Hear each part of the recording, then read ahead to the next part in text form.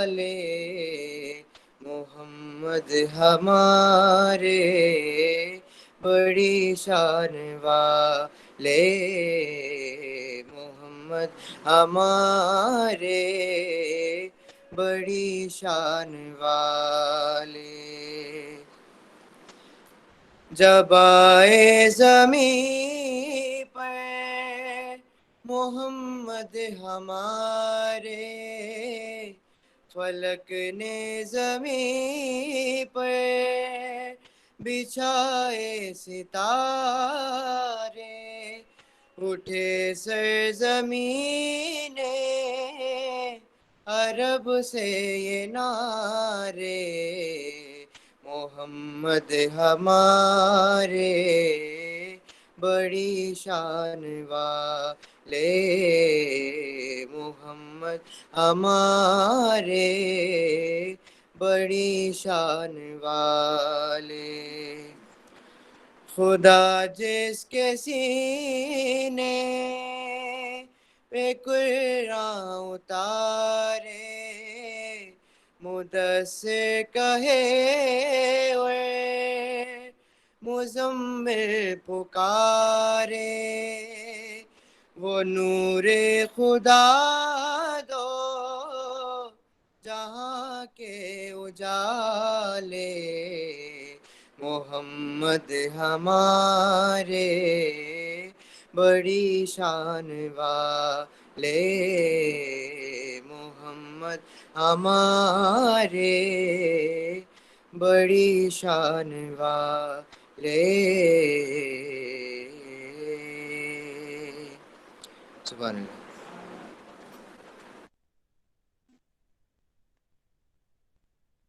Jazakallah. Now, for the recitation of the Holy Quran, I would like to call Muhammad Hamza Rasool.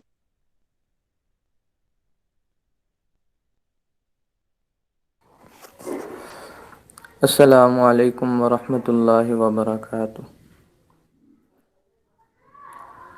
अऊज़ु बिल्लाहि मिनश शैतानिर रजीम। बिस्मिल्लाहिर रहमानिर रहीम। अफ़हसिबतुम अन्नमा खलक़नाकुम अबसन व अन्नकुम इलैना ला तुरजऊन।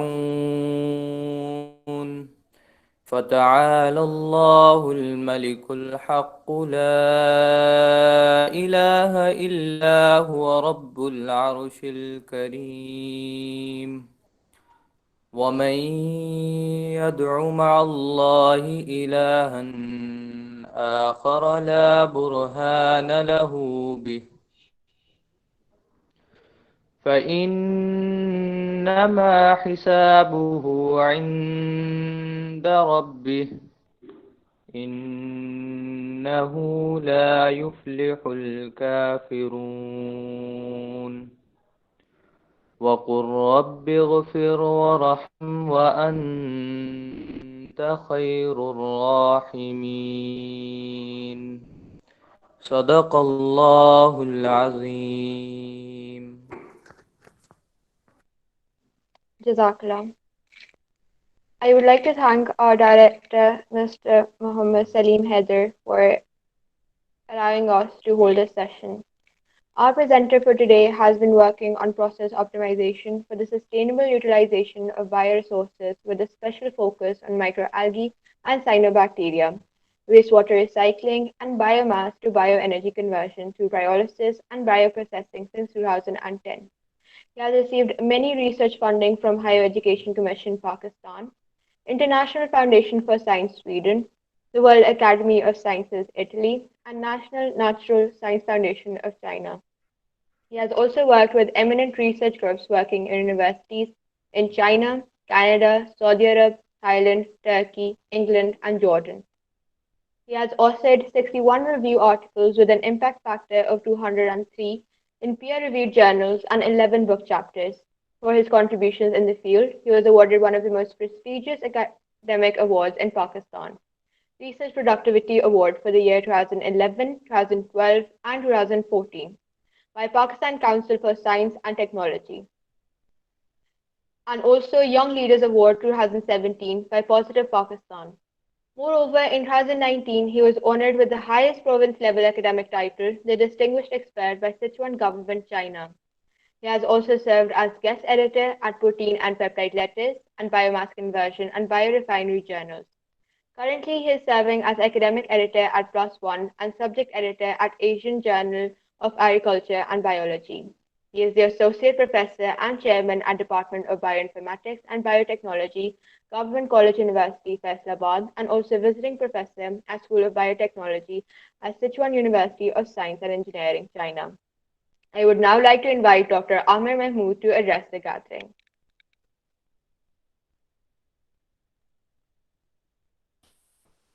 Assalamu alaikum and good morning, everybody. Thank you, Ms. Shahir Banu, for a very detailed and long introduction. Though it was sent by me, but you, just read it all. Thank you, Dr. Shafiq Saab, for inviting, and thank you, Director Professor Salim Hadar Saab, for inviting, and thank you all the students and faculty members to be here. जो हमारा आज का कह लीजिए कि talk है, the things we are going to discuss is about how to write a good research proposal. Shafiq Saab, please allow me to share my presentation with you.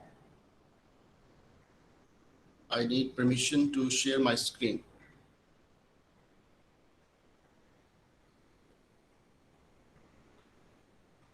Sir, you have already allowed L1. No, I cannot. They say you are not allowed to share your screen. Yes, now it's okay. Okay, good.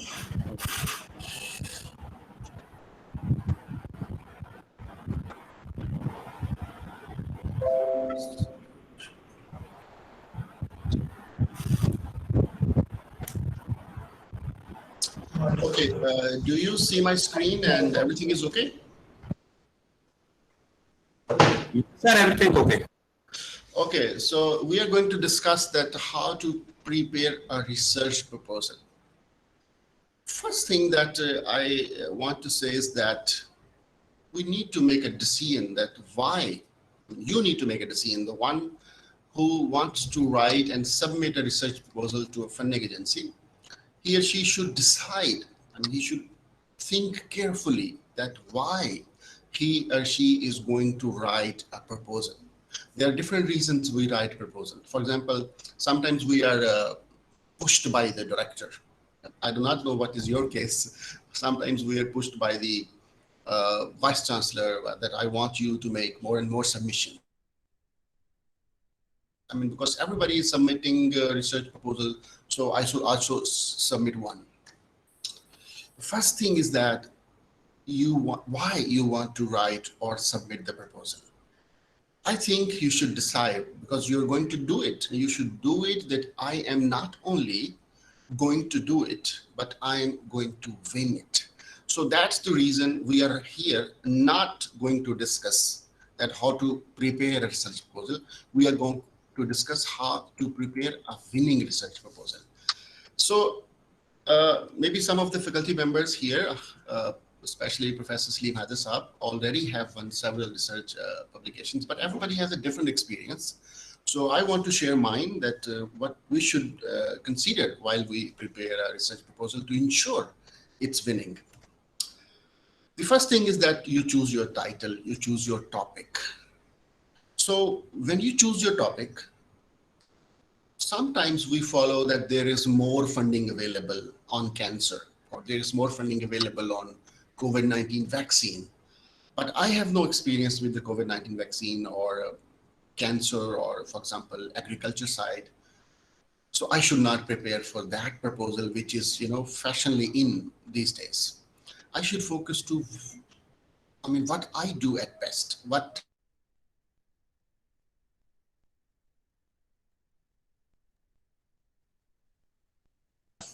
and what expertise you have.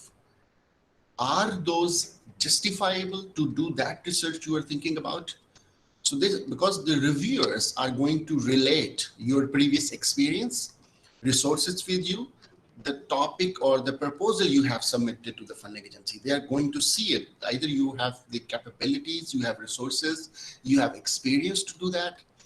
Okay, so at each and every point, you need to consider that what you are going to submit to the funding agency, it is going to be reviewed by at least 2 reviewers.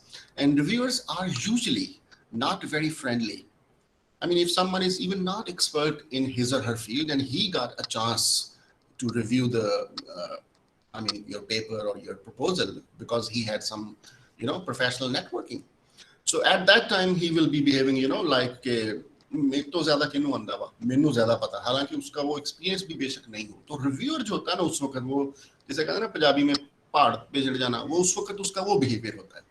So whatever, he knows it or not, he is good at that or not, he is expert or not, he is your honorable reviewer, and your funding depends on what he thinks and what he decides. So at each point, we leave no loophole, we leave, nothing weak in our proposal at each and every point. So first thing that you should take care of the thing that either you are expert on. And secondly, most of the people do not read the instructions of the funding agency. So we need to read the instruction of funding agencies carefully. So second thing, you need to relate your topic you have selected according to your expertise, that how important is that topic according to the priority areas of that funding agency. So that's the second thing you see. Thirdly, you think that how your project, how your proposal is related to the national problems. We have different national problems. For example, specifically talking about the agriculture, we need more food, we need more good quality food, safety and security, and we need more varieties. So all that, if I hope you know better than me, so you can relate it to the national goals. Okay, so when you speak of national goals, you think in terms of economics, because the reviewers always think about that, how economically it is going to be beneficial, because they are going to give you money, they are going to invest something on you. So they always, funding agencies always think of the output, that if we spend 5 million rupees on this project, how beneficial is good it is going to be for the society. Secondly, you think of the environment. Okay, so, couple of few things you think according to the national scenario we have these days. And then you choose your topic, and then you write it down, you write your title. Okay, and once you write your title, you need to write it in detail. It may be 2 or 3 statements. Write whatever you think that you want to do. So this title will be improved by the end of the day when you finish your proposal, because you will shorten it and make it more comprehensive, convincing, and very clear, conveying, but at the end of the proposal. So at first you can write a long title containing all the things that you want to convey related to the economics, related to the environment, related to the society, or specifically that problem, and possibly the technology or methodology you are going to use. Include almost everything in the first title. It may be longer, but later we can reduce it. Now you have decided that you are going to work on this topic and prepare a proposal. Now you make a plan. When you make a plan, take a pen and a notebook and write, or you can write on the computer, bullet wise. The first thing you prepare in your proposal is the work plan. A work plan is different than methods. Work plan is what you want to do, what you want to achieve. Part of the work plan contains your objectives too. आप जो करना चाहते हैं ना, उसकी आप bullets बना लें. ये ज्यादा हो सकती हैं. अगर आप जो आपके माइंड में आ रहा ना कि इसमें ये होना चाहिए, इसमें सारा लिख लें. It's a rough first draft. Later you'll refine it. उसके बाद जब आपने प्लान लिख लिया ना, तो find at least one person who is good at that in another university, maybe your colleague or someone abroad, wherever. कोशिश करें, in this case, find a senior professor in Pakistan who is good at that project. He or she may be your future reviewer too, if he is working on that area. So keeping in that mind, at least one person, if you can find 2 person is better. So discuss with him that I have prepared a proposal. This is what I want to do, and this is my plan of work.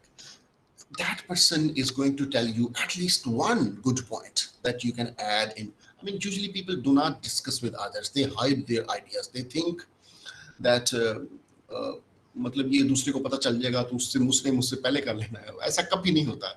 ये atom bomb बनाने का तरीका internet पे पढ़ा है, तो बना क्यों नहीं लेते? इसी तरह से मतलब बायोफ्यूल बनाने के मेथड्स, आप कौन सा ऐसी चीज है जिसका मेथड इंटरनेट पे नहीं पढ़ा, तो बना क्यों नहीं लेते आप? हमें क्यों नहीं कर लेते? करना नहीं है किसी ने, करने वाले बहुत थोड़े हैं। तो आप घबराना नहीं, आपने डिस्कस करना है 2-4 लोगों से, और उनसे जरूर आपको 1-2 टिप्स मिलेंगी जो आपको फायदा देंगी। बेशक आप सोच रहे हो कि उस बंदे का इसमें बहुत ज्यादा एक्सपीरियंस नहीं है। यूजुअली हम सोचते हैं कि मैनू जितना पता किसी को नहीं पता। बेशक आप ऐसे सोच रहे हो, लेकिन आप फिर भी आपने डिस्कस करना है दूसरे बंदे के साथ, उससे जरूर आपको एक आधी टिप मिलेगी, आपका कॉन्फिडेंस बढ़ेगा। अगर वो बंदा कोई नई टिप नहीं देता, वो हो सकता है जरूर ये कहे कि हाँ ये बहुत अच्छा आइडिया है, तो इस पर काम होना चाहिए, जिससे आपको एनर्जी मिलेगी कि हाँ वाकई ये बहुत अच्छा है, तो ये मुझे करना चाहिए, राइट? ओके, उसके बाद जब आपने प्लान फाइनलाइज कर लिया, आफ्टर डिस्कसिंग आपने अपने पॉइंट्स कर लिए कि ये मैंने अचीव करना है, नाउ उस प्लान ऑफ वर्क के अकॉर्डिंग लिटरेचर सर्च करना शुरू कर दें। अब आपने देखना है कि उसमें जो आप करना चाहते हैं, क्या काम लोग कर चुके हैं और क्या होने वाला है। स्पेशली स्टूडेंट्स के लिए मैं ये कहना चाहता हूँ कि जो काम लोग कर चुके होते हैं वो यूजुअली पेपर के इंट्रोडक्शन में बता दिया होता है लोगों ने ना। इंट्रोडक्शन का दूसरा तीसरा पैरा जो होता है उसमें लोग बता चुके होते हैं कि ये लोगों ने कर लिया था, ये अचीव हुए थे, लेकिन उसकी ये खामियां थी। फिर उसमें आखिरी पैरा जो होता है रिसर्च पेपर का, उसमें ये लिखा होता है कि इस काम में हमने ये किया। And when you go to the discussion part of that chapter और कंक्लूजन और प्रॉस्पेक्ट्स जो होते हैं उस पेपर के, and if it is review article there must be some recommendations, तो वहां लोगों ने लिखा होता है कि ये अभी करने की जरूरत है, ये अभी प्रॉब्लम्स हैं। It means that is the research gap in that area. Okay, एक चीज हम जो यहाँ पर गलती करते हैं समटाइम्स, कि मैंने एक रिसर्च प्लान सोच लिया कि मैंने इस पे काम करना है, उसके बाद मैं वो लिटरेचर इकट्ठा कर लेता हूँ जो मेरे आइडिया को सपोर्ट करता है, लेकिन जो लिटरेचर मेरे आइडिया को सपोर्ट नहीं करता या जिसमें लोगों ने कहा है कि इसके अलावा फला, तो बंदा सोचता है यार मैंने तो अब ये बना लिया, मैंने अब यही करना है। तो ऐसे नहीं करना। इस स्टेज पर आपने बायस नहीं होना, because your next career is going to depend on this funding, because with that funding, once you win one funding on a specific topic, it declares you that you are good at that and you work on that. Your master's PhD students are going to work in that area, you're going to publish in that area. तो अगर यहाँ पर थोड़ी weakness दिखाई, तो जो आपका paper होगा जब वो रिव्यूअर के पास जाएगा, उसमें रिव्यू तो और भी स्ट्रिक्ट होता है, specially if you submit to high rank journals, तो आपको वो पब्लिश करना मुश्किल हो जाएगा, बहुत सारी डिफिकल्टीज। तो सियाने कहते हैं कि प्लानिंग जो है, good planning is the half success. तो यहाँ पर आपने प्लान को अच्छा करना है। उसकी कोई, अगर आपको थोड़ा सा लिटरेचर पढ़ने के बाद हुआ कि नहीं इसकी बजाय उस डायरेक्शन में ज्यादा पोटेंशियल है, change your plan. So this is your chance that you can change your plan, right? So now you have already almost refined your plan. So when your plan is ready, the next thing you do, you start writing it. When you start writing, you need to read the instructions of the funding agency. HEC की funding agency की जो instruction है वो आपने देखी है, उसमें like आप 30 मिनट्स की अगर रीडिंग कर लें, 30 मिनट्स बहुत ज़्यादा होते हैं, अगर आप 30 मिनट्स की रीडिंग कर लें, आपको सारा उसकी इंस्ट्रक्शन चल जाएगी कि फंडिंग एजेंसी क्या चाहती है, किस सेक्शन में आपने क्या लिखना है। इंस्ट्रक्शन रीड करने के बाद लास्ट ईयर जिन्होंने NRUP फंडिंग, हम चूँकि NRPU के हवाले से प्रिपेयर कर रहे हैं, तो आप उनसे डिस्कस करें जिन्होंने उसका विन किया है। आप पंजाब यूनिवर्सिटी बड़ी यूनिवर्सिटी है, बहुत सारे लोग NRPU के प्रोजेक्ट्स रिव्यू भी करते होंगे, उनसे पूछें कि जो रिव्यूअर को इंस्ट्रक्शन आती है फंडिंग एजेंसीज की वजह से, कौन से क्राइटेरिया होते हैं जिस पे आप प्रोजेक्ट को जज करते हैं। सीनियर लोगों ने, आपके डायरेक्टर साहब ने बहुत सारे प्रोजेक्ट्स रिव्यू किए होंगे, तो उनको पता होता है कि कौन से क्राइटेरिया हैं, मतलब किस चीज पर उसने आपको रिव्यू करना है। तो अपने आप को उस तरह से आपने उसको प्रिपेयर करना है, राइट। तो ये दोनों चीजें बड़ी इंपॉर्टेंट है कि यू नो कि you how, I mean, you are going to be reviewed your proposal. What is the criteria? What are the criteria? तो carefully जो है ना, फिर आप उसके बाद लिखना शुरू करेंगे। एक दिन में प्रपोजल लिखने की कोशिश नहीं करनी। अगर आप एक दिन में लिखेंगे, उसके अंदर बहुत सारी मिस्टेक्स होंगी। ह्यूमन ब्रेन की कैपेसिटी है 1 आवर मैक्सिमम, मतलब मेरे जैसा बंदा तो 5-10 मिनट में थक जाता है, लेकिन आप जैसे काबिल लोग 30-40 मिनट, 1 घंटा काम कर सकते हैं, राइट। तो अगर वो 30-40 मिनट 1 आवर राइटिंग कर सकते हैं, तो उसके बाद भी अगर वो लिखेंगे तो मिस्टेक्स शुरू हो जाएंगी, unintentionally, unknowingly, they won't be able to give their best. So आप टाइम स्केड्यूल कर ले कि मैंने 2 घंटे रोज, या ये तो क्वालिटेटिव है 2 घंटे, क्वांटिटेटिव ये है कि आज मैंने ये सेक्शन कंप्लीट करना। प्रपोजल के 5-6 सेक्शन है, एक सेक्शन आप एक दिन में कंप्लीट करें, 5-6 दिन में प्रपोजल तैयार हो जाएगा। उसके बाद 2 दिन आपने प्रपोजल को रिवाइज करना है, उसकी चीज़ों को आप देखेंगे। जब आपने कंप्लीट कर लिया, जब आप एक सेक्शन लिख रहे होंगे, मेथड सेक्शन आप लिख रहे होंगे, तो ज़्यादा पढ़ेंगे तो आपको पता चलेगा कि ऑब्जेक्टिव में ये चीज़ होनी चाहिए। इसी तरह जब आप बैकग्राउंड लिख रहे होंगे तो आप देखेंगे कि हाँ ये चीज़ जो है वो मेरे प्लान में आनी चाहिए। ऐसी चीज़ें आपको पता चलेंगी लिखते हुए हर सेक्शन पर। You read more, you learn more and you improve your sections every day. तो आप ऐसे जो है ना वो अपने डिफरेंट सेक्शंस को इम्प्रूव करेंगे। तो एक वेरी इंपॉर्टेंट tip जो है to win a project, write one section a day. Do not try to complete it all one day or one weekend.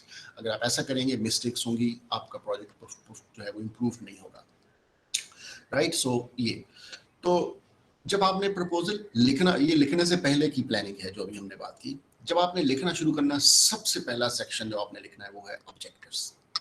आप क्या करना चाहते हैं, what do you want to achieve, आप क्या करना चाहते हैं। यानी फॉर एग्जाम्पल के आपका वर्क प्लान है कि हम जो लेट्स सेलेक्ट कॉटन के, हम कॉटन में जो है वो पैथोजन ड्राइव्ड रेजिस्टेंस लाना चाहते हैं अगेंस्ट फ्ला वर्म्स। ये आपका जो है वो प्लान है। अब कैसे करेंगे आप इसकी, कौन से वेक्टर्स यूज करेंगे, कौन सी वो मेथड में आ जाएगी।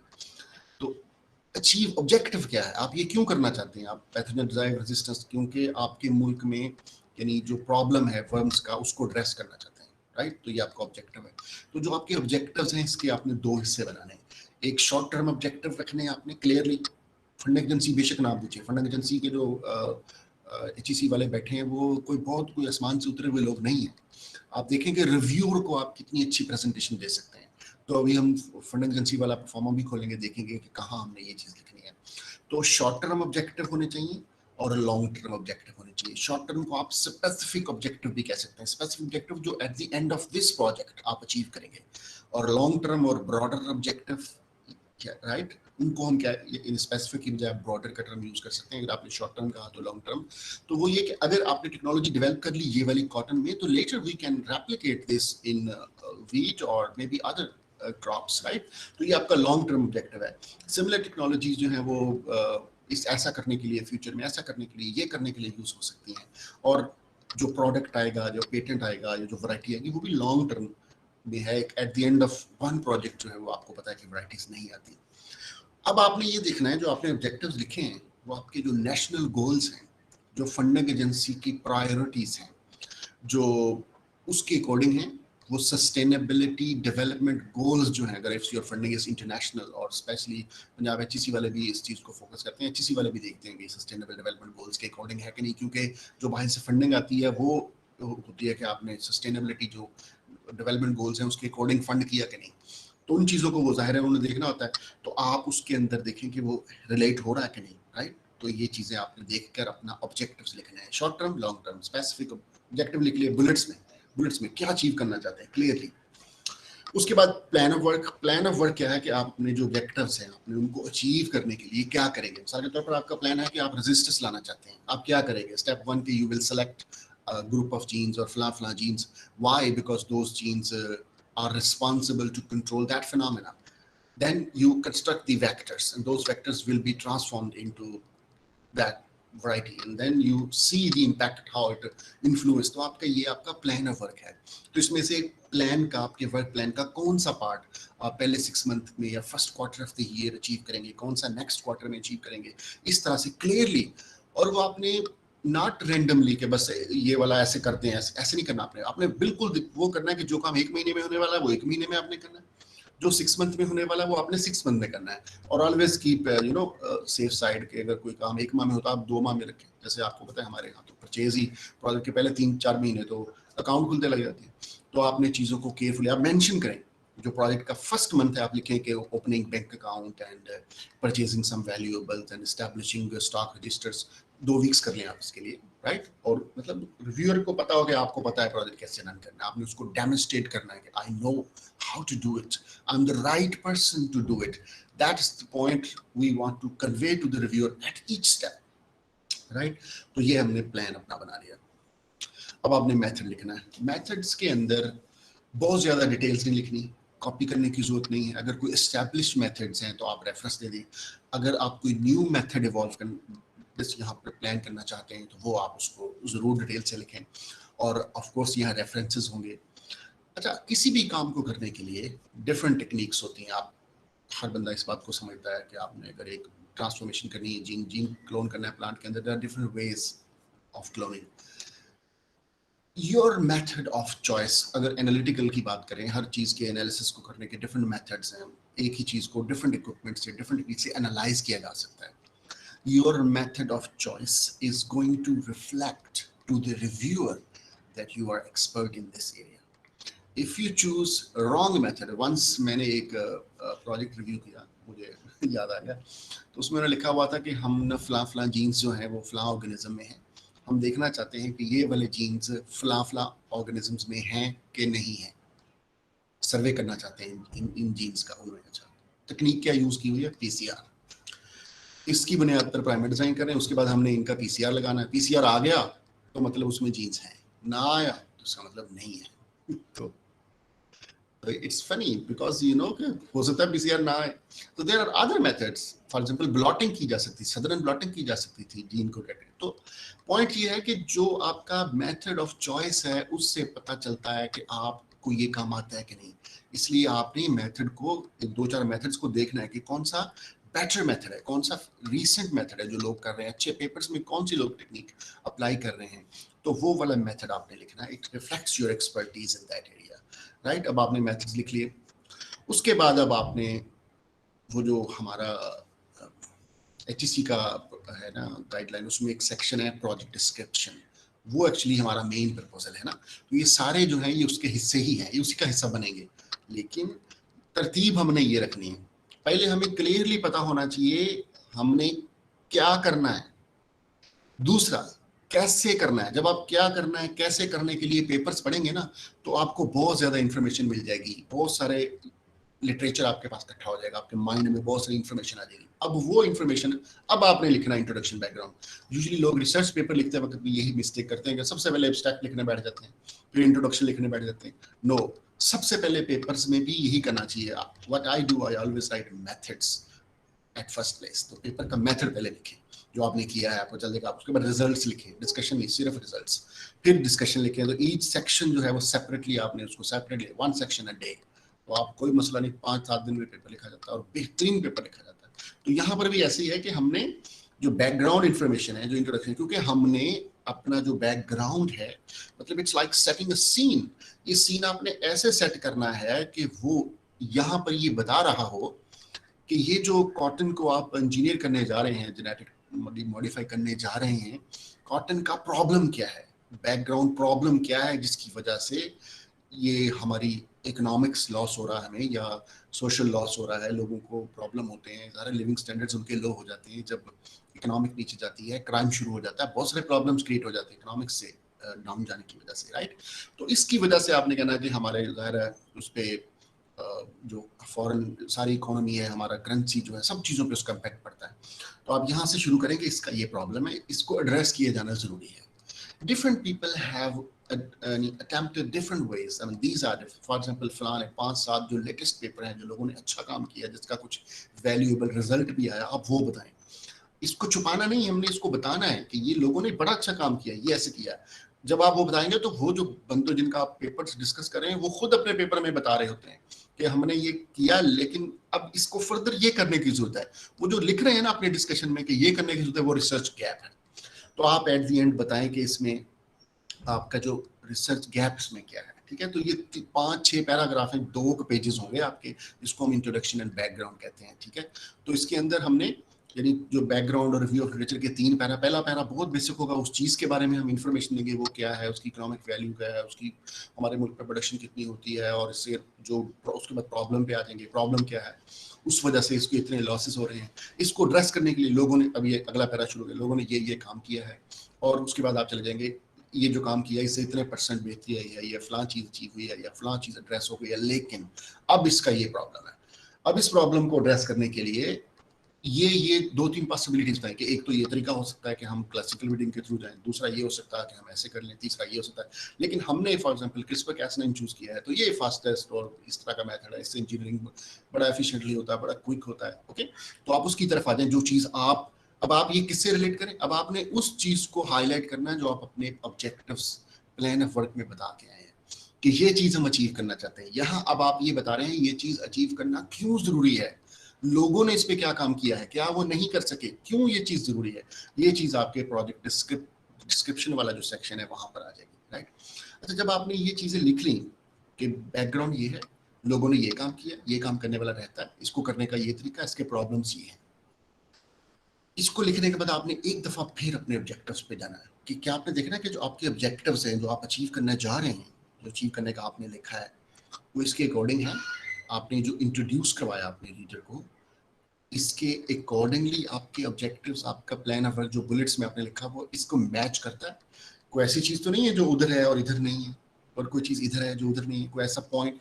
तो आप जब आप इस वापस ऑब्जेक्टिव्स की तरफ जाएंगे ना, क्योंकि ऑब्जेक्टिव आपने लिखे थे 4-5 दिन पहले, आज उस 5 दिन से आप पढ़ रहे हैं, अब आपने डिटेल में पढ़ा है कि लोगों ने और ज्यादा काम किया, तो अब आपकी हो सकता है कोई एक आधा ऑब्जेक्टिव मॉडिफाई हो जाए, कोई एक फर्दर ऑब्जेक्टिव ऐड हो जाए या कोई ऑब्जेक्टिव डिलीट हो जाए, राइट।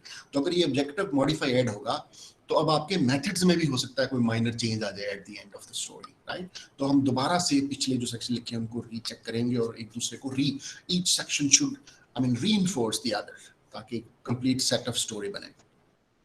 अब आगा expected outcome. Funding agency is very interested कि आपका क्या आउटकम आएगा भी आपके काम से, फाइनेंशियल, इकोनॉमिक, सोशल, टेक्नोलॉजिकल, ये सारे एस्पेक्ट हैं, एनवायरमेंटल, ये सारी चीजें हमने देखनी है कि एक्सपेक्टेड आउटकम क्या है। अब हमने क्या करना है, जो very simple to write expected outcome, जो आपके ऑब्जेक्टिव्स है ना, you turn those objectives into expected outcome. देखें इसके दो फायदे हैं, एक तो इजी हो गया, आपको क्लियर हो गया कि इसमें मिलेगा क्या, जो आप करना चाह रहे थे वही मिलना चाहिए। ऑब्जेक्टिव ये कि मैं ये करना चाहता हूँ, तो आउटपुट में भी यही होना चाहिए कि ये आप लिखें कि हम, जैसे हमने लिखा कि हम ये पैथोजन डिराइव्ड रेजिस्टेंस लाना चाहते हैं फ्रा क्रॉप के अंदर, तो एक्सपेक्टेड आउटकम क्या है कि हम एक ऐसी लाइन, एक ऐसी प्लांट का ग्रुप इस्टेब्लिश कर लेंगे at the end of the study जिसके अंदर ये रेजिस्टेंस होगी। एक आउटकम ये है, ये शॉर्ट टर्म आउटकम है for at the end of this project, expectations हैं। दूसरा ये कि इसमें अगर ये डेवलप हो जाती है तो इसकी बुनियाद पर फर्दर ऐसे हो सकता है, फिर ऐसे हो सकता है। तो अब आपने अपने जो एक्सपेक्टेड, कोई भी ऐसा रिसर्च प्रोजेक्ट नहीं होता, हकीकत यही है कि जिसके एंड पर कोई हो भी सकता है, लेकिन यूजुअली ऐसे नहीं होता। We need long time, specially plant sciences में we need maybe a decade or maybe a couple of decades कि हम कुछ फील्ड में कुछ लेकर आए। तो आप कहेंगे कि इससे हम ऐसे लेकर आएंगे जिससे ये फायदा होगा। और देन अगर ये if successfully launched, if happens smoothly, if it goes smoothly, तो हमें ये जो आपने बताया था अब अपने स्टार्ट में कि इस प्रॉब्लम की वजह से, इस डिजीज की वजह से इतने इकोनॉमिक लॉसेस हो रहे हैं, तो अभी अगर आप उस प्रॉब्लम को एड्रेस कर लेते तो वो इकोनॉमिक बेनिफिट्स में चला जाएगा कि अब इससे इतना इकोनॉमिक, स्टार्ट में हमने कहा था इसकी वजह से ये प्रॉब्लम हो रहा है, अब यहाँ पर लिखेंगे वो प्रॉब्लम एड्रेस हो जाएगा। तो अब अपने एक्सपेक्टेड आउटकम जो है उसको भी आप डिफरेंट सेक्शंस में डिवाइड कर लें, वो मैं आपको एग्जांपल भी दिखाता हूँ, ठीक है। तो now you turn your objectives and plans to output, right. Okay, एक समरी है हमारे, हम उसे कहते हैं एग्जेक्टिव समरी है। तो उन्होंने कहा कि 1-1.5-2 पेजेस की जो है एग्जेक्टिव समरी लिखी है। तो समरी जो है वो उसको आप 2-3 हिस्सों में डिवाइड कर लें। पहला जो पैरा है ना वो बड़ा इंपॉर्टेंट है। यूजुअली आप खुद देख लीजिए जो फैकल्टी मेंबर्स हैं कि जब हमें कोई पेपर रिव्यू होने आता है तो हम उस पर कितना इंटेंसिव रिव्यू करते हैं। मेरा नहीं ख्याल कि बहुत ज़्यादा इंटेंसिव, रफली पढ़ते हैं। यानी अगर आपका कोई सेक्शन जो है वो 1.5-2 पेजेस का है तो मुझे नहीं लगता कि most specially reviewer senior professor होते हैं, या तो वो किसी को दे देते हैं अपने लाइक असिस्टेंट प्रोफेसर को, कलीग को, या मे बी पीएचडी स्टूडेंट को, यार तरह पढ़ के देखो, तो खुद भी वो पढ़ते हैं। लेकिन वो स्टार्ट का पहरा लाइक उसमें, तो आपका जो पहला पहरा है ना उसको आपने बहुत ट्रिकी लिखना है। उसके अंदर वो सारा बता दे कि ये एक स्टेटमेंट बैकग्राउंड की हो, उसके बाद आप बताएं कि इसमें हम ये चीज़ अचीव करना चाहते हैं, अगर ये चीज़ अचीव हो जाती है तो इससे हमें ये फ़ायदा होगा।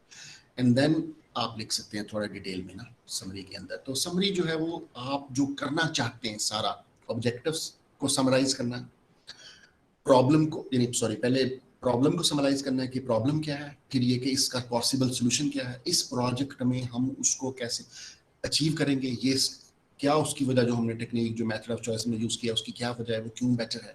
अब simply one, there are several methods but using this technology, it dominates over the other for its robustness or for its efficiency. ये इस वजह से हमने ये चूज किया। अब इसको अगर हम ये करेंगे तो इससे ये, तो अब आपने आउटपुट बताना है कि इससे ये आउटपुट हासिल होगा, इससे ये फायदा होगा, मतलब वही जो आपके प्रोजेक्ट के डिफरेंट सेक्शंस हैं उनको आपने।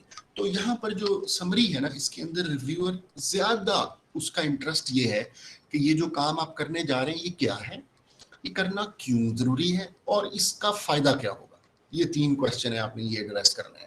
यहाँ वो मेथड्स में ज्यादा इंटरेस्टेड नहीं है रिव्यूअर जो है ना।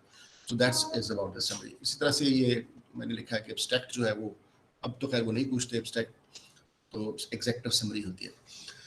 एक और चीज होती है हमारे प्रोजेक्ट में, वो है गैंट चार्ट या एक्टिविटी प्लान जिसको कहते हैं। तो ये जैसे हमने मैंने एक सैंपल मैंने इंटरनेट से उठाया है, मैंने नहीं बनाई। तो इस तरह का एक आप एक्टिविटी प्लान देंगे जिसमें आप मतलब अपना जो डिफरेंट जो फेज आपने बनाई थी प्लान ऑफ वर्किंग में, कि हमने ये आपके माइंड में है लॉजिकली कि ये हमने पहले 6 माह में करना है, ये दूसरे 6 माह में, तो आप उसको डिफरेंट हेडिंग्स दे दें, सब प्रोजेक्ट्स दे दें, मतलब आपके प्रोजेक्ट के अंदर सब प्रोजेक्ट 1 इसमें हम ये या ये काम करेंगे। आगे उसको डिस्ट्रीब्यूट कर लें कि उसके इतने सेक्शन है, पहले 2 वीक्स में या 1 मंथ में ये होगा। यूजुअली क्या करते हैं मंथ वाइज कर देते हैं सारा, नहीं, कहीं पर कोई काम 3 मंथ में होने वाला है, कोई काम 1 मंथ में होने वाला है, कोई 1 दिन में हो सकता हो जाए। तो आपने वो देखना है कि वो कैसे कौन सा काम कितने अरसे में होता है, तो लॉजिकली जो है ना उसको लिखना है। मैं आपको ये चीज़ कहना चाहता हूँ कि जो आपका लॉजिक है मेथड के अंदर, जो आपका चॉइस ऑफ मेथड है, वो आपके एक्सपर्ट होने को जाहिर करता है। अगर आपका मेथड अच्छा चूज नहीं किया आपने, हो सकता है इससे ये जाहिर हो कि आप पैशनेट हैं, आप डिवोटेड हैं, आप ये करना चाहते हैं, लेकिन आपका मेथड सही नहीं, इसका मतलब आप इसमें एक्सपर्ट नहीं है और हो सकता है आपको कोई कुछ कहे ना, सिंपली आपका प्रोजेक्ट रिजेक्ट हो जाए। ठीक है, तो ये एक्टिविटी प्लान जरूर बनाएं। ओके, एक और कंपोनेंट है प्रोजेक्ट का जिसमें हम कोपीआई लेना होता है हमें, या कोलैबोरेटर लेना होता है। Usually we choose our friends as a co PI और कोलैबोरेटर्स।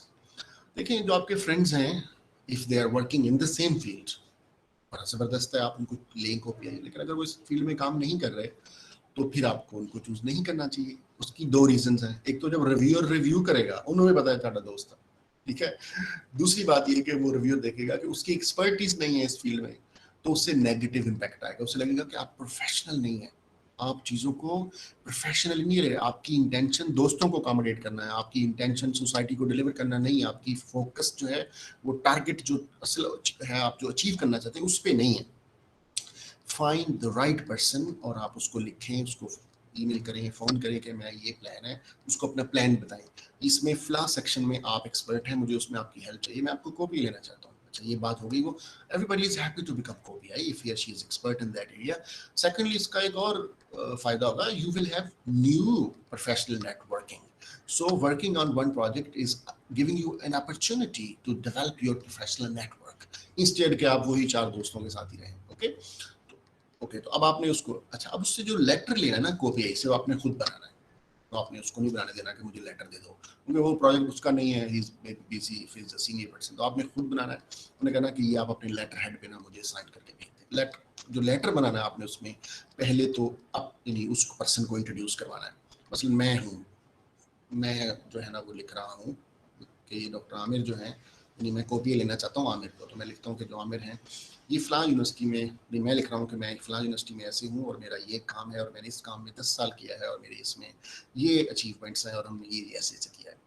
तो डॉक्टर शफीक साहब जो है वो पीआई हैं, डॉक्टर शफीक साहब को मैं लेटर दे रहा हूँ। तो डॉक्टर शफीक साहब जो हैं, इन्होंने जो प्रपोजल लिखा है वो प्रपोजल फ़लाँ है, इस प्रपोजल के अंदर ये काम स्पेसिफिकली करना चाहता है और इस काम का जो फ़लाँ हिस्सा है उस काम जो है वो मेरे से रेलिवेंट है और मैंने इसका प्रपोजल पढ़ा है और इस काम को करने के लिए एक्सपर्टीज़ और फैसिलिटीज़ मेरी लैब में अवेलेबल हैं and I am very happy कि अगर इसको फंडिंग मिलती है तो मैं इसको ये कोलैबोरेट करूँगा और इसकी जो फ़लाँ पार्ट है उसको हम मिलकर एड्रेस करेंगे। ठीक है, तो अगर ये चीज़, तो यानी टेक्निकल लेटर लिखना है, सादा सिंपल सा लेटर लिखना। Again it reflects to the reviewer कि you are the right person to do this, you are very serious about this, right. तो इस तरह से। दूसरी बात, इस तरह से कोलैबोरेटर लेना, वो भी ऐसे। कोलैबोरेटर्स जो होते हैं ना, यूजुअली आप वो बाहर से भी ले सकते हैं या पाकिस्तान से भी ले सकते हैं। फॉर एग्जाम्पल मैं क्या करता हूँ कि मैंने आज तक जितने भी प्रोजेक्ट सबमिट किए तो उसमें मेरे जो फॉरेन कोलैबोरेटर्स हैं मैं उनसे लेटर ले लेता हूँ कि इनके काम के नाम में, के काम का जो फ़लाँ हिस्सा है ना, मैं खुद ही लेटर बनाता हूँ, उसके काम का जो फ़लाँ हिस्सा है ना उसमें ये $5,000 की ना एनालिसिस है, मतलब ओमिक्स वगैरह है या इस तरह की चीज़ें हैं या कुछ दूसरे एनालिसिस हैं।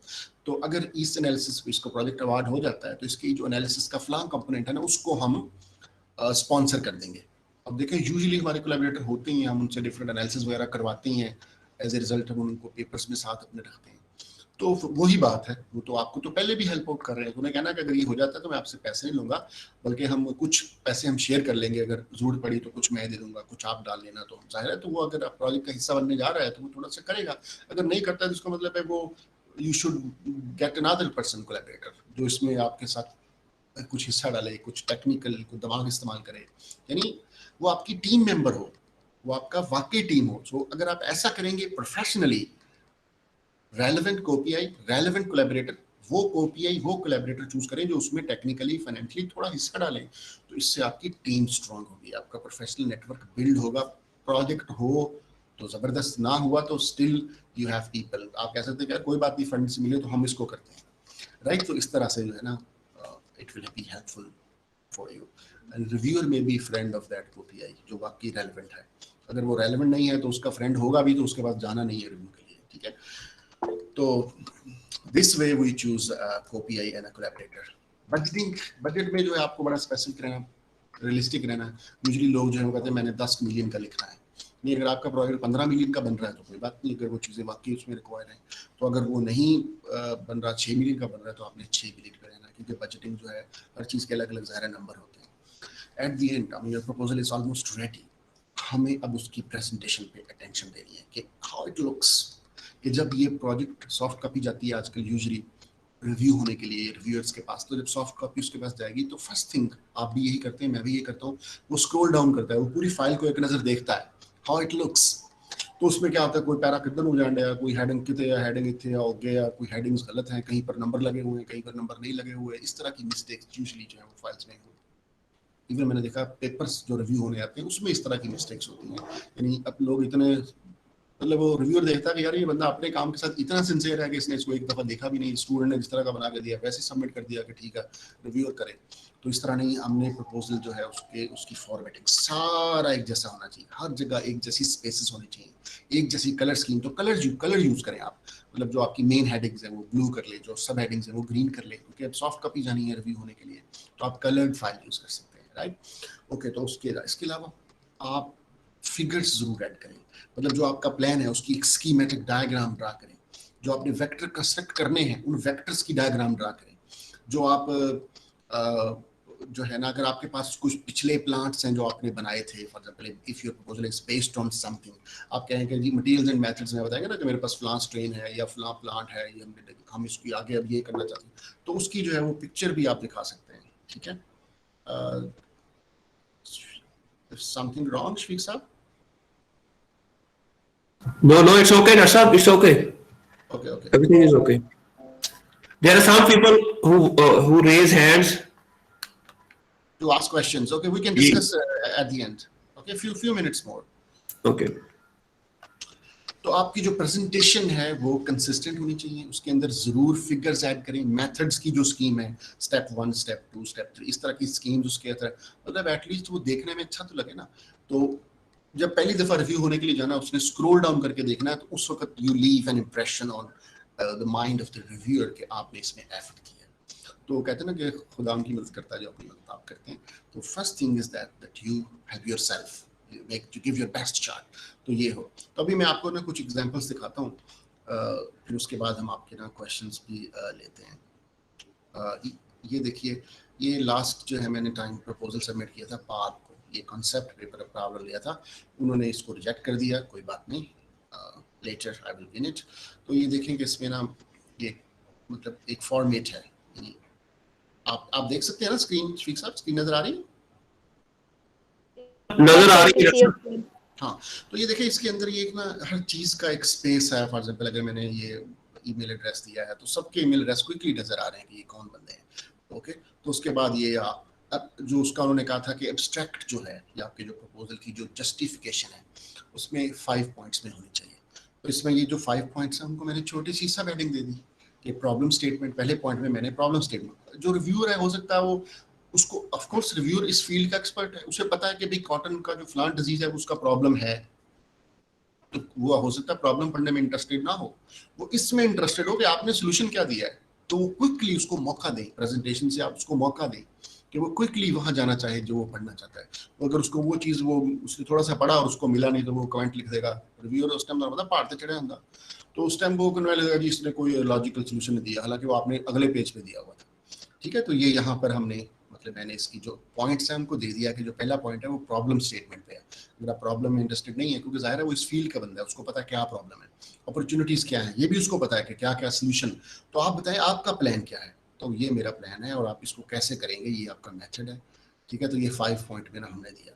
उसके बाद हमने जो है वो इसमें एक स्कीमेटिक फिगर दी और ये एक रिएक्टर डिज़ाइन करना था हमने, तो मेरा प्रपोजल उन्होंने इसी वजह से सेलेक्ट कर दिया, तो ये इन्होंने रिएक्टर डिज़ाइन करना है, तो ये तो इंजीनियर नहीं है, बात किसी हद तक सही है, लेकिन खैर हमने एक साथ इंजीनियर भी लिया हुआ था, उसको शायद उन्होंने इंजीनियर नहीं समझा, आई मीन तवज्जो से देखा नहीं होगा या whatever is the reason। तो ये उन्होंने, तो उसके बाद ये ऑब्जेक्टिव्स हैं, हमारे ऑब्जेक्टिव्स क्या हैं, और फिर ये जो प्लान ऑफ वर्क था आप इसको इम्प्लीमेंट कैसे करेंगे। ठीक है, तो ये बजट हो गया, तो ये कॉन्सेप्ट पेपर हो गया। उसके बाद ना मैं आपको ये दिखाना चाहता हूँ जो पंजाब HEC को रिसेंटली प्रपोजल कॉल आई थी उसका, तो ये टेबल ऑफ कंटेंट्स मैंने ऐड किया एट द स्टार्ट, ताकि इसमें वो देख ले जो रिव्यूअर है किस चीज़ को वो देखना चाहता है ना। इससे एक होता है तो उसको लिस्ट मिल जाती है कि कौन सी चीज़ है और वो किस पेज पे है, तो वो क्विकली उस पेज पे जा सकता है। तो ये टेबल ऑफ कंटेंट जो है वो आप ऐड कर सकते हैं, इट इज़ ऑलवेज हेल्पफुल। अच्छा, उसके बाद ये आपका हमारा शुरू हो गया प्रपोजल। तो ये देखें जो चीज़ मैंने नहीं लिखा वो रेड में है कि नॉट एप्लीकेबल, तो वो क्विकली आ जाएगा कि इंडस्ट्री पार्टनर जो है इसमें नहीं लिया हुआ, तो हमने क्योंकि हमारा बेसिक रिसर्च है तो इंडस्ट्री पार्टनर नॉट एप्लीकेबल। अब आ गया प्रोजेक्ट डाइजेस्ट जिसको समरी वगैरह कहते हैं। उसके बाद ये समरी आ गई, तो समरी में भी हमने सब हेडिंग दी, क्योंकि हो सकता है जो रिव्यूअर है वो डिटेल से आपका प्लान ना भरे, बस जैसे वो मीटिंग्स वगैरह होती हैं, अगर अच्छी सी मीटिंग बुला लेके जी इधर ही आके रिव्यू कर लें सारे लोग, तो आई मीन सिचुएशन का हमें नहीं पता, या वो अगर कहता है कि ये प्रेजेंटेशन दें आकर, तो प्रेजेंटेशन जब आप देने जाते हैं तो वो जो रिव्यूअर होते हैं वो घर से नहीं पढ़ के आते, एक बार रिव्यूअर के पास 5-5 10 तो वो बस समरी ही पढ़ते हैं। तो समरी के अंदर आपका जो है वो क्लियरली होना चाहिए कि आपकी प्रॉब्लम स्टेटमेंट क्या है, आपने उसका जो प्रपोज्ड सोल्यूशन क्या दिया है, ठीक है, और आपका प्लान ऑफ वर्क क्या है। ठीक है, तो उसके बाद ना ये आ गए हमारे जो प्रोजेक्ट एम है, एम्स ऑब्जेक्टिव्स, तो ये अभी एट प्रेजेंट जो है वो प्रोजेक्ट डिस्क्रिप्शन वाला जो सेक्शन है उसमें ये सारी चीज़ें हैं, तो आप उसको सब हेडिंग्स अपनी मर्जी से दे सकते हैं। ठीक है, तो ये जो हमने सब हेडिंग दी उसके अंदर हमने जो ऑब्जेक्टिव्स दिए, तो हर ऑब्जेक्टिव को हमने एक हेडिंग दे दी, और इसके अलावा कोई टेक्स्ट जिसको आप हाईलाइट करना चाहते हैं तो हमने उसको ये ब्लू कर दिया, तो ऐसे भी किया जा सकता है। तो ये हमने ऑब्जेक्टिव्स जो है अपने उसको बताया बुलेट्स वाइज, उनकी एक फिगर दी। ठीक है, फिर गोल्स ऑब्जेक्टिव्स, ठीक है, तो ये डिफरेंट चीज़ें हैं। इसी तरह से सॉरी ये है इंट्रोडक्शन। इंट्रोडक्शन में एक problem statement and existing research gaps हमने बताया। उसके बाद आया कि प्रपोज्ड सॉल्यूशंस क्या हैं, जो लोगों ने प्रपोज किए हैं वो क्या है। दी प्रपोज्ड स्टडी, ये जो प्रपोज स्टडी है इसमें हमने क्या करना है। ठीक है, तो ये हमने उसको डायग्रामेटिकली उसकी स्कीम दी। फिर ये बैकग्राउंड आ गया, तो इस वक्त जो प्रोजेक्ट डिस्क्रिप्शन है इंट्रोडक्शन बैकग्राउंड का सेक्शन उसके अंदर ही है, तो ये सेक्शन जो है बैकग्राउंड में यूजुअली हम लिटरेचर रिव्यू करते हैं। ठीक है, तो ओके जो लोगों ने किया है वो ओके। अब मेथडोलॉजी में हमारी पहली स्टेज है, तो इसमें हमने ये वो जो स्ट्रेन्स हमने इस काम में यूज़ करनी थी, जैसे मैं एग्जांपल दे रहा था, तो हमने उनका पिछला डाटा दिखाया कि ये स्ट्रेन्स हमारे पास हैं जिनको हम इस काम में यूज़ करेंगे, और उन स्ट्रेन्स की ये प्रॉपर्टीज़ हैं। मसलन अगर आपको प्लांट लाइन्स आपने पहले डेवलप की हुई हैं, इनिशियली कुछ प्रीलिमिनरी काम किया हुआ है, तो वो ज़रूर शो करें। वो बताता है कि you have already develop the base, तो ये हमने बताया कि ये हमारी स्ट्रेन्स हैं, इनकी ये प्रॉपर्टीज़ हैं, राइट। तो उसके बाद ये देखिए, ये हमारा अपनी जो पिछला काम है ये हमने वो शो किया है मेथड्स में कि ये हमने किया है और इस बुनियाद पर हम आगे ये करना चाहते हैं, राइट।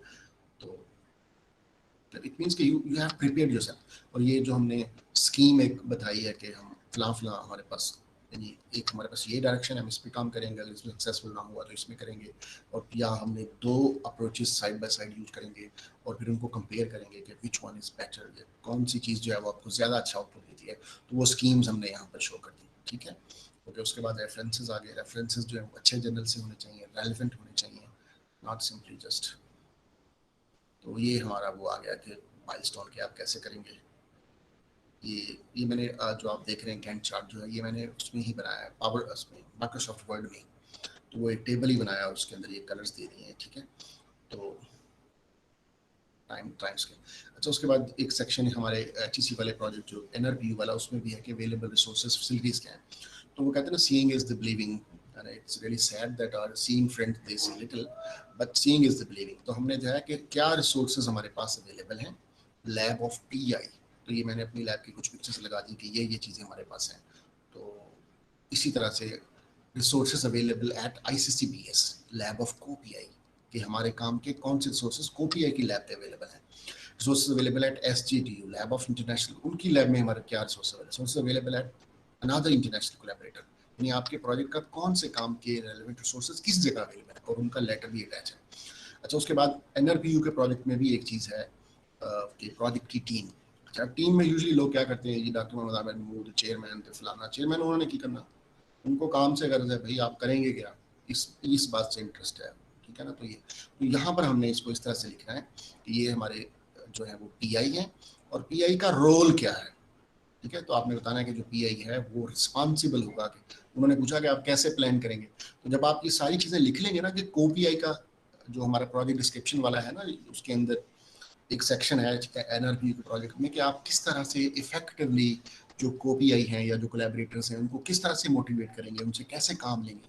तो अगर आपने ये प्रोजेक्ट टीम का रोल लिख दिया तो इसका ये जाहिर होता है कि आपने ऑलरेडी अपने CoPI कोलैबोरेटर के साथ डिस्कस कर लिया है कि काम का ये हिस्सा मैंने करना है, काम का ये हिस्सा उन्होंने करना है, और वो उनकी जो करना है वो उनकी फैसिलिटीज़ भी आप बता चुके हैं लैब की कि उनकी फैसिलिटीज़ ये हैं, और उसकी एक्सपर्टीज भी आप उसके लेटर ऑफ विलिंगनेस में बता चुके हैं। तो इससे जाहिर होगा कि आपने बिल्कुल प्लान कर लिया कि आपने उनसे कैसे काम लेना है, ठीक है। तो उसके बाद हमने देखा कि जो हमारा CoPI है वो उनका क्या रोल है, फिर हमने इंटरनेशनल कोलैबोरेटर का लिखा, उनका क्या रोल है, दूसरे का क्या लिखा, और इसके अंदर हमने 2 PhD स्टूडेंट्स थे तो उनका क्या रोल है, राइट। तो कोई ऐसी बात नहीं, वो आपके साथ ही होते हैं। उसके बाद है कि बेनिफिशरीज क्या हैं प्रोजेक्ट के, तो इसमें डिफरेंट है, जाहिर है आपकी रिसर्च के एक तो बेनिफिशरी एकेडमिशियंस हैं। फॉर एग्जांपल आपकी वो जो वैरायटी आप डेवलप करने जा रहे थे वो नहीं होते, तो आपने कुछ 4 वेक्टर कंस्ट्रक्ट करेंगे, आप कहेंगे कि इसमें हमने ये वेक्टर्स करने हैं, हम वो शेयर कर सकते हैं दूसरे कोलीग्स के साथ जो इस एरिया में काम कर रहे हैं, एटलीस्ट मिनिमम ये तो आउटपुट आ सकता है ना। तो it never goes waste if you present it well, ठीक है। एंटरप्रेन्योर्स जो है, इंडस्ट्रियलिस्ट हैं, एक्सपोर्टर्स जो हैं वो आपके बेनिफिशरी हो सकते हैं, इन्वायरमेंट आपका बेनिफिशरी हो सकता है, राइट। और अगर आपकी जो कोई साल्ट टॉलरेंट या कोई ड्राउट स्ट्रेस पे आप काम कर रहे हैं, तो जो आपकी नॉन प्रोडक्टिव या नॉन एडेबल लैंड्स हैं, मार्जिनल लैंड जिनको हम कहते हैं, वो आपकी उसके जो लैंड ओनर्स हैं बेचारे, उनकी बड़ी ज़िंदगी जो है वो डाउन जा रही होती है, क्योंकि वो प्रोडक्टिविटी अच्छी नहीं होती उनकी लैंड की, तो वो बेहतर हो सकती है अगर सक्सेसफुली डाल, तो बहुत कुछ जो है वो हो सकता है, ठीक है। उसके बाद इम्पैक्ट, तो इम्पैक्ट जो है वो आप वहाँ पर देख लेना आपने कि NRPU के प्रोजेक्ट में इम्पैक्ट कहाँ पे आता है सेक्शन। तो इम्पैक्ट को आपने डिवाइड कर लेना, इकोनॉमिक इम्पैक्ट के यहाँ मैंने 2 हिस्से किए थे कि एक तो हाई वैल्यू बाय प्रोडक्ट्स हैं, मतलब वो ज़्यादा है, उसके बाद इकोनॉमिक इम्पैक्ट फ्यूल्स के हवाले से, इन्वायरमेंटल इम्पैक्ट क्या होगा आपकी स्टडी का, सोशल इम्पैक्ट क्या, फॉर एग्जाम्पल इन्वायरमेंटल इम्पैक्ट ये है कि आप रेजिस्टेंस वैरायटी डेवलप कर लेंगे तो फिर पेस्टिसाइड्स नहीं अप्लाई करने पड़ेंगे, अगर आपने हाई यील्डिंग वैरायटी अप्लाई किया तो फर्टिलाइजर नहीं अप्लाई करने पड़ेंगे, तो वो इन्वायरमेंटल इम्पैक्ट है, ठीक है। तो इस तरह से कैपेसिटी बिल्डिंग है, क्योंकि आपके जो प्रोजेक्ट है इसके अंदर आपने देखा है NRPU के अंदर वो PhD क्वालिफाइड पर्सन को भी हायर कर सकते हैं आप as a post doc type, as assistant professor के इक्वल, फिर आप PhD स्टूडेंट्स हायर कर सकते हैं। तो वो कैपेसिटी बिल्डिंग है, यानी ह्यूमन रिसोर्स डेवलपमेंट है, और जो इक्विपमेंट आप खरीद रहे हैं वो आपकी इंस्टीट्यूशनल कैपेसिटी बिल्डिंग के अंदर आता है ना, ठीक है। तो ये सारी चीज़ें, तो अब ये है कि यू रिलेट कि ये आपके जो है ना, how it is related to knowledge based economy और यूनाइटेड नेशंस का जो SDG कौन सा गोल है जिससे आपका काम रेलेवेंट है, कैसे होता है, ठीक है। ओके, उसके बाद पेटेंट सर्च के हवाले से खैर कुछ क्वेश्चन थे, ये इसमें शायद नहीं है। तो उसके बाद ये है कि प्रिंसिपल इन्वेस्टिगेटर ने पहले कौन से प्रोजेक्ट कंप्लीट किए और उनकी जो है वो क्या, तो वो सारा। उसके बाद CVs, कोशिश करें जो CVs हैं सॉफ्ट कॉपी में लें CoPI की भी, कोलैबोरेटर्स की, और उनको एक जैसे फॉर्मेट पे कर दें, राइट, और उसी तरतीब में लिखें जिस तरतीब में आप टीम जो है वो लिख रहे हैं। अच्छा, हमने ना यहाँ पर जो आपकी जो टीम है, ये देखें यहाँ पर, ये था कि कोर टीम मेंबर्स था, ये उसके अंदर भी सेक्शन है। तो उसमें एक जगह पे तो हम लिखा 2 सेक्शन है, एक जगह पे वो कहते हैं कि आप टीम को इंट्रोड्यूस करवाना है कि आपकी टीम क्या है, एक सेक्शन है कि आप उस टीम से काम कैसे लेंगे, आप उनको पाए। तो जहाँ पे आपने लिखा उनसे काम कैसे लेंगे, तो वहाँ पर आपने लिखना उनका रोल क्या है। तो एक जगह है जहाँ पर है कि सिंपली कोर टीम मेंबर्स क्या है, वहाँ पर आपने उनको बताना है कि how that team member is suitable और रेलेवेंट टू द प्रोच। तो ये देखें, मैंने जो CoPI है मैंने लिखा कि ये मेरे जो CoPI हैं वो फला पार्ट में एक्सपर्ट है, और इन्होंने पहले इस प्रोजेक्ट से रेलेवेंट ये काम किया हुआ है और उन्होंने उससे रेलेवेंट ये पेपर्स पब्लिश किए, papers publish to the propose work, ये उनके पेपर्स हैं। तो अब साबित हो गया कि वो जो बंदा है वो इस काम का वाकई एक्सपर्ट है और उसने इस पर पहले काम भी किया हुआ है। जो इंटरनेशनल कोलैबोरेटर है, मैंने लिखा कि वो फलां उसकी एक्सपर्टीज़ है, वो मेरा कोलैबोरेटर है और हम 2016 से हम कोलैबोरेट कर रहे हैं और उन्होंने इस काम से रेलेवेंट जो है उनकी सीवी में पब्लिकेशन नंबर 1, 4, 8, 12, 13, 15, 18 जो है हमने मिलकर पब्लिश की हैं और वो इस एरिया से हैं। इसी तरह से अगला टीम मेंबर कि उसकी सीवी में क्या, तो इसी तरह से सारा जो है ना, राइट, तो ये सब का, तो that's how you make a perfect presentation and leave no loophole at the end to convince the leader. So there's a very important slide. Maybe some of us were waiting for this slide and I want to show it here. Thank you very much for your patience. And if there are some questions, I would be very happy to discuss more. Thank you very much, sir. It was a wonderful, detailed presentation, and I'm sure everyone will leave here feeling inspired. If anyone has a question, please unmute yourself and ask.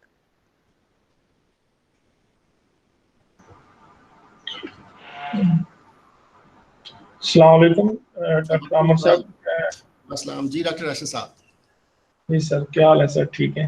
बिल्कुल ठीक जी doctor साहब। Sir अच्छा sir, मैं आपसे ये question करना चाह रहा हूँ कि एक प्रेजेंटेशन, फर्स्ट वाले हमने एक प्रपोजल भेजी HEC को लास्ट ईयर या प्रीवियस ईयर, तो उसमें जो है ना उन्होंने कुछ ऑब्जेक्शंस लगाए और उसे रिजेक्ट कर दिया।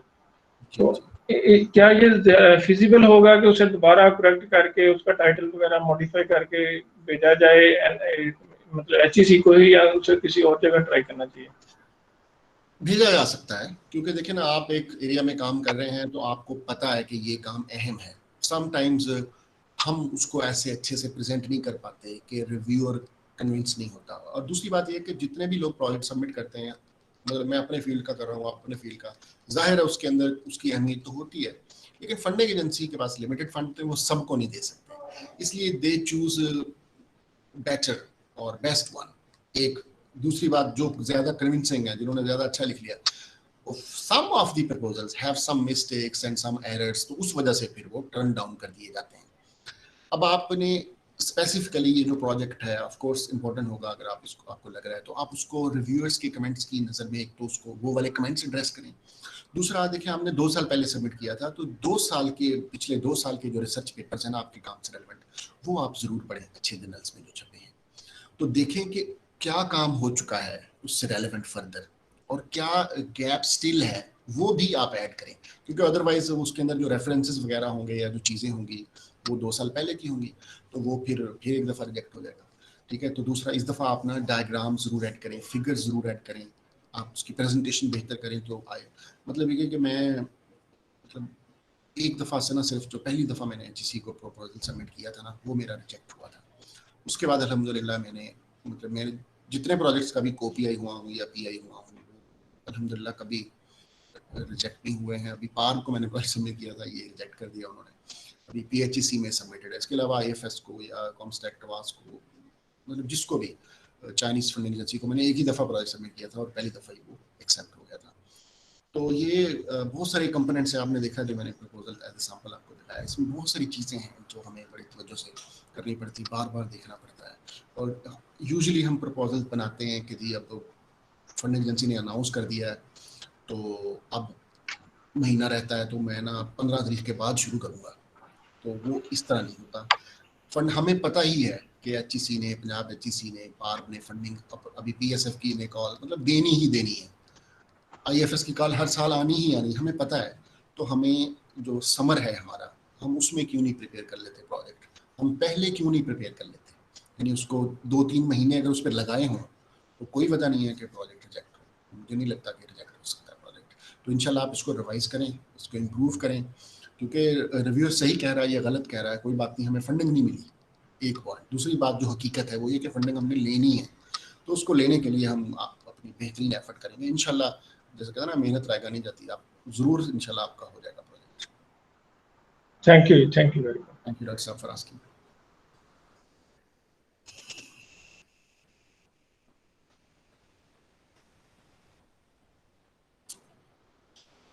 चलें, मेरा ख्याल है और कोई क्वेश्चंस नहीं है डॉक्टर साहब, डॉक्टर शफीक साहब।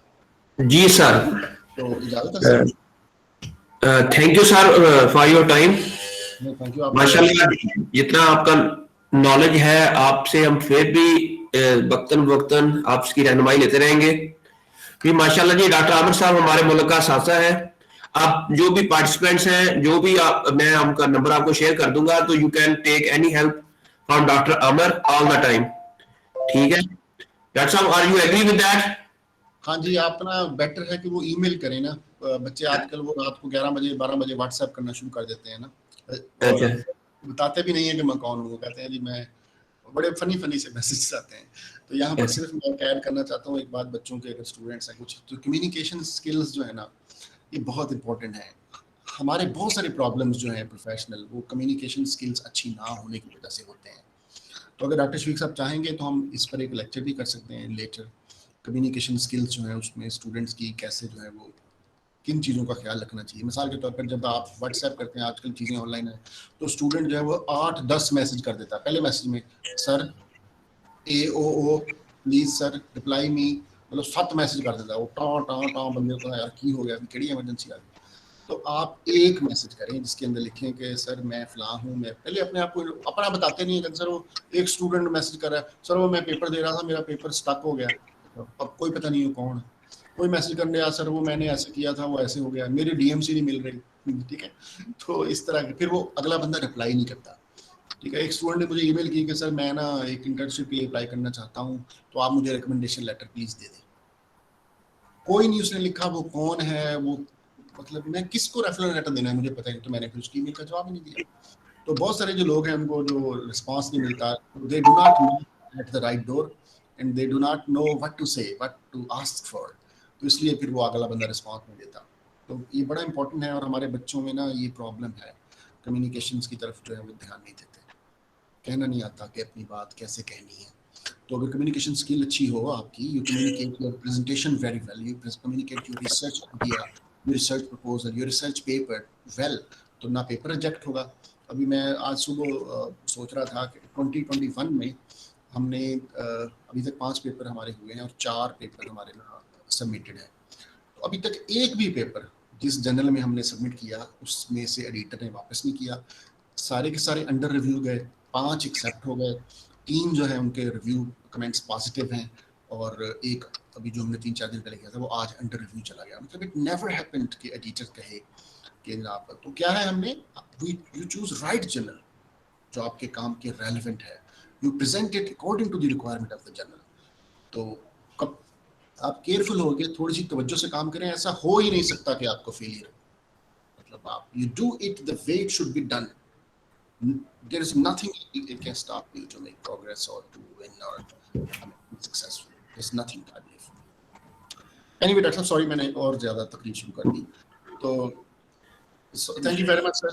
तो thank you sir. Thank you very much. तो ईमेल स्टूडेंट कर सकते हैं any time, no problem, email कर सकते हैं। तो ठीक है डॉक्टर साहब, thank you for your time.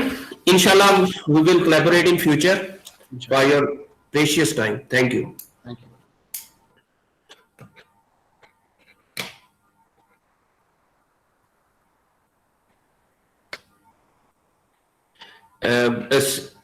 Second semester और 5th 6th सेमेस्टर और 8th सेमेस्टर, बच्चों क्या हाल है?